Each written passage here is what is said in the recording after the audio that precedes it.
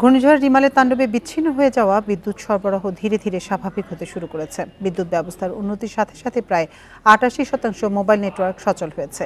৩ দিন ধরে ভেঙে যাওয়া খুঁটি মেরামত, গাছ অপসারণ ও সংযোগ পুনর্স্থাপনের কাজ করছেন বিদ্যুৎ অফিসের কর্মীরা।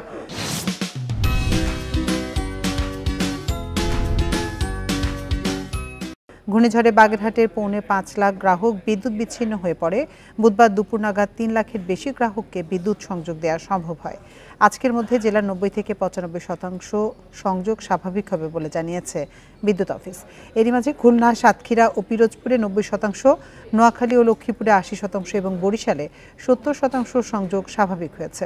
পটুয়াখালীতে সন্ধ্যা নাগাদ ৬০% বিদ্যুৎ সরবরাহ স্বাভাবিক হবে। তবে বরগুনায় এখনও ৪ লাখ, ভোলায় ৩.৫ লাখ এবং ঝালকাঠিতে ১ লাখের বেশি গ্রাহক বিদ্যুৎহীন।